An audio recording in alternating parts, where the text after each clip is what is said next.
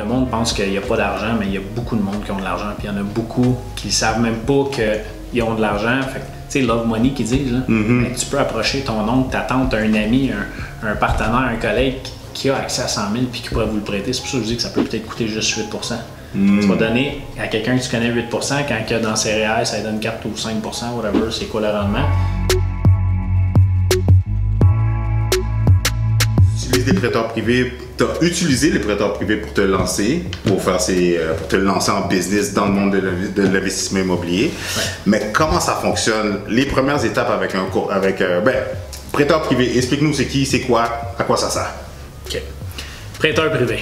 Les gens ont une mauvaise perception des prêteurs privés, puis sur quoi ils se basent souvent, c'est que ça coûte cher.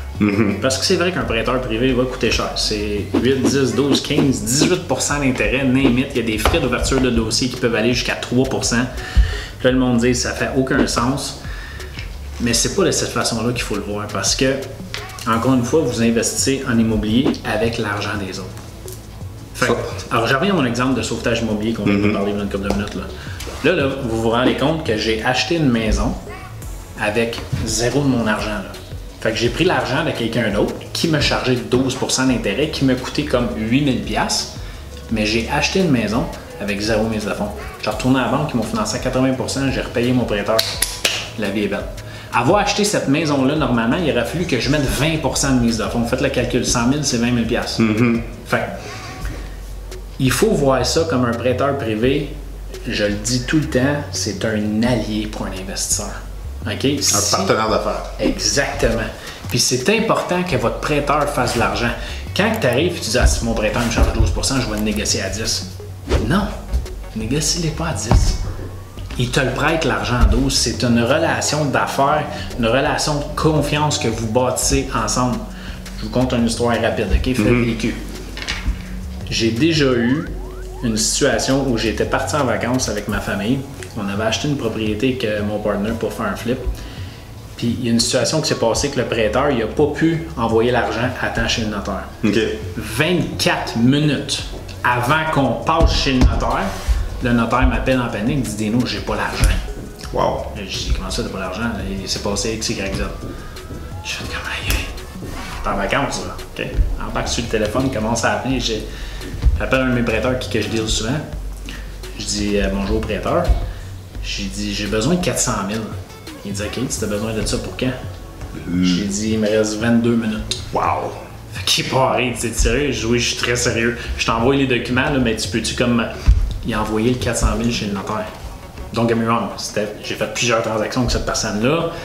On a une belle relation d'affaires de bâti, mais tout ça pour dire qu'un prêteur privé, c'est un allié. Il va vous aider. Puis oui, il y a des frais à ça, sauf qu'on en parlait tantôt.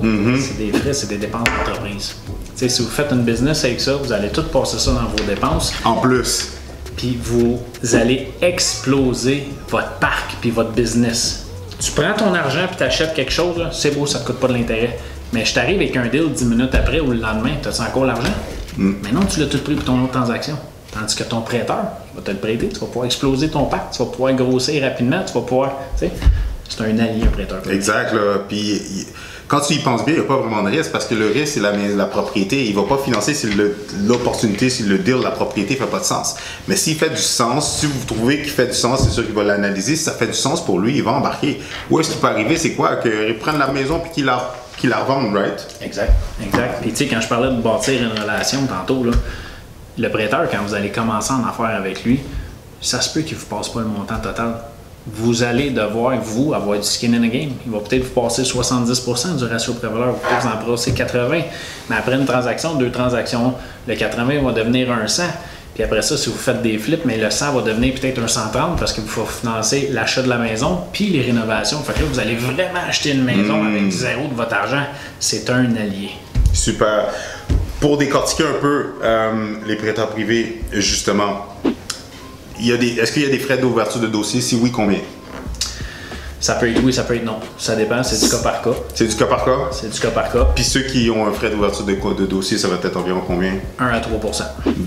Du montant qui est demandé? Oui. Du prix. Fait que si c'est 100 000, 3%, c'est 3 000 $ d'ouverture de frais de dossier que normalement vous allez devoir payer chez le notaire. En plus? Exact. C'est cool ça. Ça te laisse le temps de t'arranger pour trouver ça. Le taux d'intérêt, ça peut varier entre combien et combien? Encore une fois, c'est du cas par cas. Ça peut varier de 8% à aller jusqu'à 18%. Question pour toi, si jamais j'imagine que quand tu n'as pas de relation d'affaires, c'est les toutes premières fois, ça peut être un petit peu plus élevé versus que plus que tu développes une relation avec, est-ce que le taux peut descendre? Oui, exact. Quand je vous donne un si gros chiffre comme ça, de exemple 8 à 18, c'est parce que le monde pense qu'il n'y a pas d'argent, mais il y a beaucoup de monde qui ont de l'argent, puis il y en a beaucoup qui ne savent même pas qu'ils ont de l'argent. Fait tu sais, love money qu'ils disent, là. Mais tu peux approcher ton oncle, ta tante, un ami, un partenaire, un collègue qui a accès à 100 000 puis qui pourrait vous le prêter. C'est pour ça que je dis que ça peut peut-être coûter juste 8 Tu vas donner à quelqu'un que tu connais 8 quand il y a dans ses REER, ça lui donne 4 ou 5 whatever, c'est quoi le rendement. Toi, c'est quelque chose de rapide, tu lui donnes 8, fait qu'il va être bien content. Je te dirais présentement, au moment où on tourne cette vidéo-là, la moyenne va être un 2-3% d'ouverture de dossier plus un 12% d'intérêt.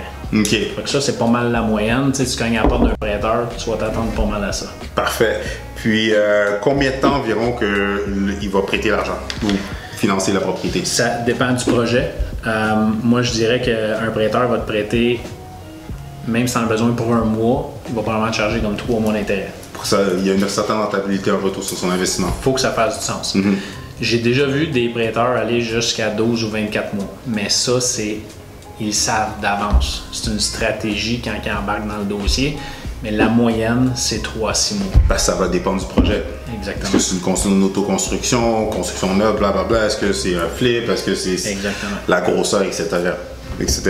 OK, perfect. Puis, le ratio prix-valeur, juste pour que les gens qui ne comprennent pas le terme, ça c'est le jargon là, pour le monde dans l'immobilier, mais ratio prix-valeur, c'est quoi?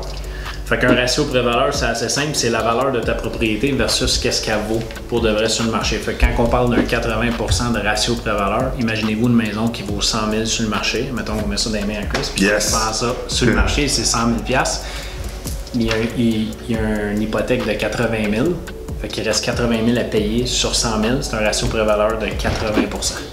Perfect.